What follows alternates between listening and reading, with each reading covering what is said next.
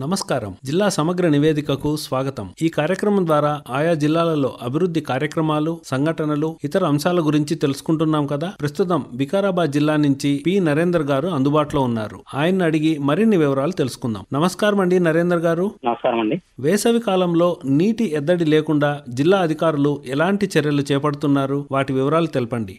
వేసవి కాలం మొదలవుతుంది కాబట్టి నీటి ఎద్దడి లేకుండా జిల్లా అధికారులు అయితే క్షేత్రస్థాయిలో పర్యటించి సమస్యలు తెలుసుకుంటున్నారు. అయితే ఈ మధ్య కాలంలో కూడా రాష్ట్ర ప్రభుత్వం వేసవి కాల నీటి ఎద్దడి గురించి ప్రత్యేక చర్యలు తీసుకోవడం, అందులోపల కూడా జిల్లాకు ఒక ప్రత్యేక అధికారులను నియమించడం జరిగింది. ఇవాళ ఆమె పరిగి మండలంలోని రాఘాపూర్ లో గల మిషన్ భగీరథ నిధి కేంద్రాన్ని కూడా జిల్లా కలెక్టర్, అదనపు కలెక్టర్, మిషన్ భగీరథ అధికారులతో కలిసి సందర్శించడం జరిగింది. సందర్భంగా ఆమె రాఘాపూర్ లో ఉన్న నీటి కేంద్రం నుంచి ఎన్ని గ్రామాలకు నీళ్లు ప్రవహిస్తున్నాయి, తాగునీటి ఇబ్బంది ఏమైనా ఉందా అనే విషయాలను కూడా అధికారులను అడిగి తెలుస్తుంది. జిల్లా లోపల ఉన్న 4 నియోజకవర్గాలైన పరిగి, వరంగల్, వికారాబాద్, తాండూరు ప్రాంతాల లోపల ఉన్న 755 గ్రామాలకు తాగునీరు అందించడం కూడా జరుగుతుందంటారు. మరోవైపు తాగునీటి ఇబ్బందులు ఏమైనా ఉంటే ప్రజలు ఎప్పటికప్పుడు వారి సమస్యలను తెలిసేందుకు కూడా జిల్లా కలెక్టర్ కార్యాలయంలో ఇటీవలనే కంట్రోల్ రూమ్ ను కూడా ఓపెన్ చేశారు. ఈ కంట్రోల్ రూమ్ లో టోల్ ఫ్రీ నంబర్ ను కూడా ఏర్పాటు చేశారు. ఈ టోల్ ఫ్రీ నంబర్ వచ్చేసి 08416242136. ఈ టోల్ ఫ్రీ నంబర్ చేసి తమ పరిధిలో తాగునీటికి ఏమైనా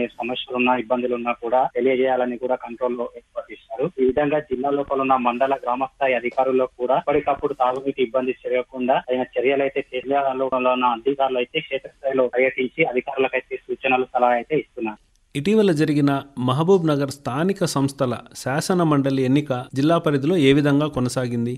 మహబూబ్నగర్ సంబంధించిన స్థానిక శాసనసభ మండలి ఎన్నికలు అయితే జరిగాయి. ముఖ్యంగా ఇది జిల్లా పరిధి లోపల కొన్ని ప్రాంతాలకే పరిమితం ఉంటుంది. జిల్లా లోపల ఉన్న కోడంగల్ లోపల ఈ ఎన్నికల ప్రక్రియ అయితే కొనసాగింది. అయితే కోడంగల్ నియోజకవర్గంలో ఉన్న దౌలతాబాద్ గానీ, బొమ్రాపేట అయితే దాని లోపల 100% అయితే పోలింగ్ జరిగినట్లు కూడా అధికారులు తెలిపారు. అయితే ప్రశాంతంగా అయితే శాసనసభ మండలి మహబూబ్నగర్ అయితే జరిగింది. వీటిని ఎప్పటికప్పుడు పర్యవేక్షణానికి జిల్లా కలెక్టర్, అదనపు పరిశీలించి ప్రశాంత వాతావరణంలో అయితే ఎన్నికలు అయితే కొనసాగాయి. జిల్లాలో యాసంగి వరిధాన్యం సేకరించేందుకు జిల్లా అధికారులు ఎలాంటి చర్యలు చేపడుతున్నారు? వాటి వివరాలు తెలపండి.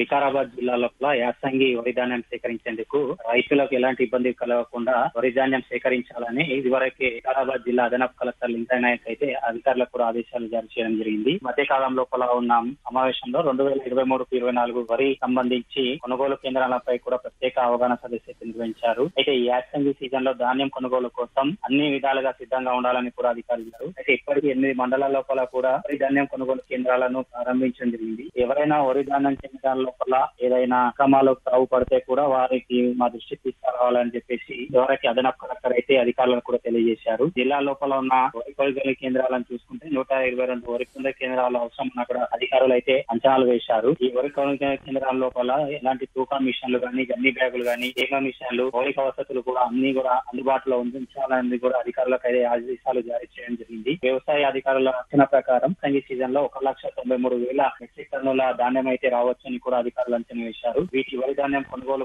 కోసం కావలసిన నిల్వ ఉంచడానికి, రవాణా సౌకర్యానికి స్థలాలను కూడా ఎంపిక చేసినట్లు కూడా అందించారు. వర్షపు నీళ్లు రాకుండా కూడా దృష్టిలో ఉంచుకొని సౌకర్యాలను ఏర్పాటు చేయాలని కూడా అధికారులకు అయితే ఆదేశం చేశారు. అయితే రైతులు కూడా ముఖ్యంగా తాము వరి ధాన్యాన్ని తీసినప్పుడు తేమ లేకుండా రావాలని చూశారు. అయితే కనీస మద్దతు ధర వచ్చేసి ఏ గ్రేడ్ గా 2,203 రూపాయలు నిర్ణయించినట్లుగా అధికారులు అయితే తెలియజేశారు.